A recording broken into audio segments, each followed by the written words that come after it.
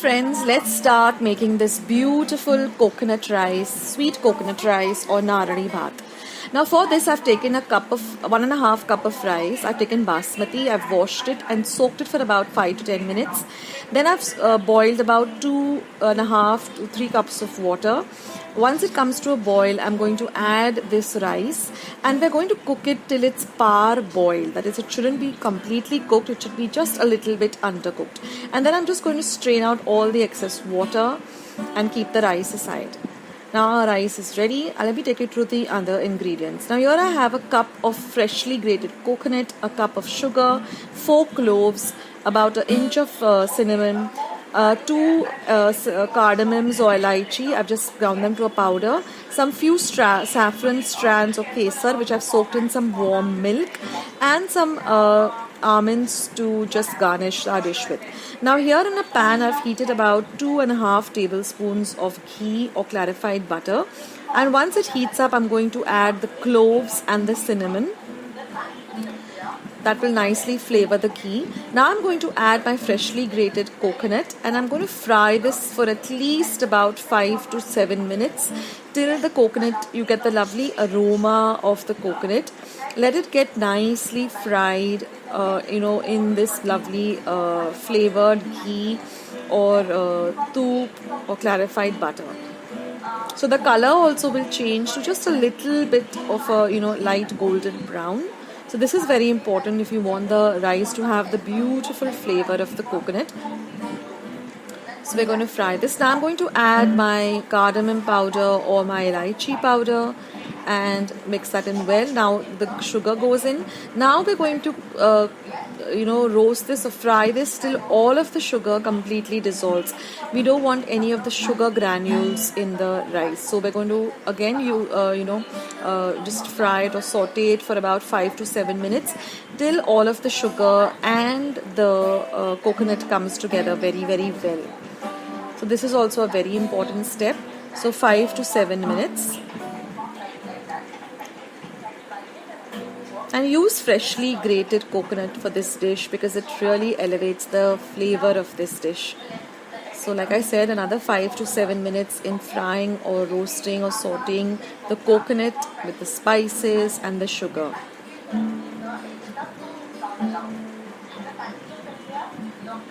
Now for those of you who don't have access to fresh coconut, I'm sure I'm going to get questions on that. Yes, you can go with desiccated coconut. I mean, if you don't have fresh coconut, what are you going to do? So, you can use it.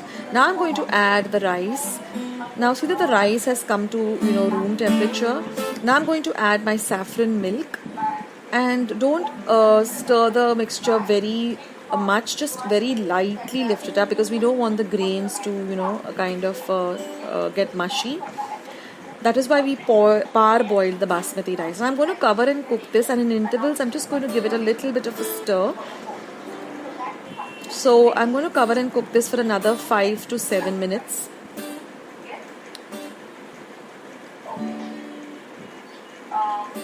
This is a lovely dish, friends, and do try it out. And today being Narali Purnima, I said this is the best dish to make. I also have my coconut barfi recipe, or as you call it, Naralacha Vadya. I will leave the link below. You can go and try it out. So now our rice is nicely cooked. I've switched off the heat and I'm just going to garnish it with some lovely chopped up almonds. You can also add kishmish or cashew nuts or any dry fruits of your choice. And now all we have to do is just serve it nice and hot.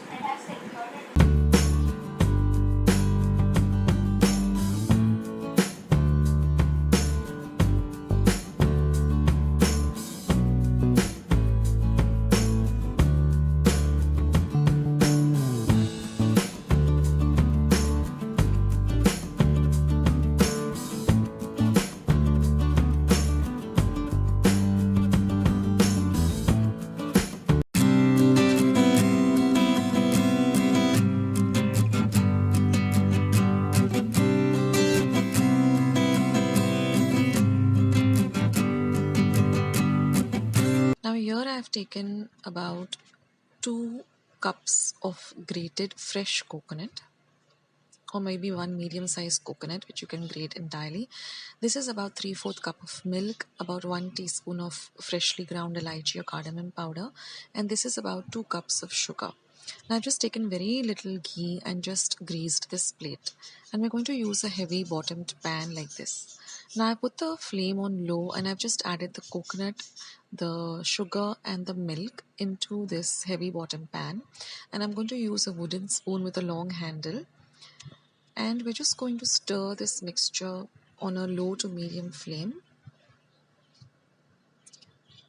till all of the ingredients come together very well. That is, all of the sugar melts well, and you will see that the consistency changes. First it was a solid consistency, now it is becoming a little bit of a liquid consistency as the sugar melts, and then it just starts to thicken up. Now this liquid does splutter about here and there, so just be extremely careful. That's why I use a long handled wooden spoon, because the wooden spoon will not heat up. And keep changing the flame from low to medium as it bubbles. Then you will see that it thickens up like this and it starts leaving the sides of the pan. After some time, you will see that it becomes really, it all comes together like this. That's the time when you add your cardamom powder or elaichi powder and just stir for another half a minute. Now, this entire process of stirring took me exactly 12 minutes. I timed myself on the watch. So it should take you around 12 to 15 minutes for this mixture to get ready. Now put the flame off and we're just going to transfer this mixture onto this greased plate. Now you can use a normal aluminium tin that we use normally, but I would prefer that we use a steel plate, because then it really sets very well.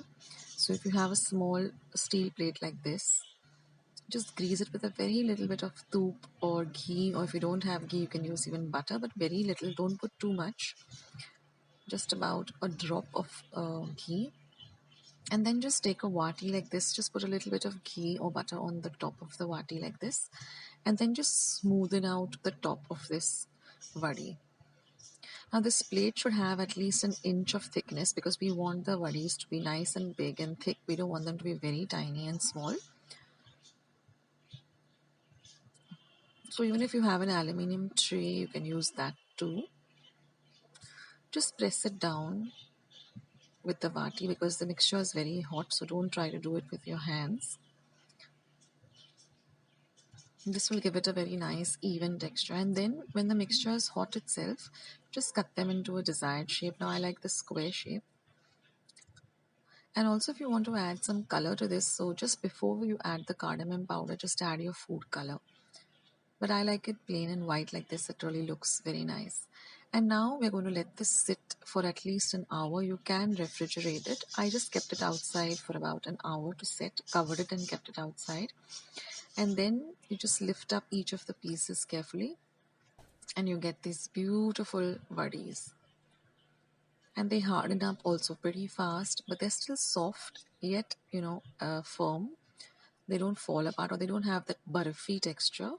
They have a very different texture, so you need to try this out, friends, if you haven't already.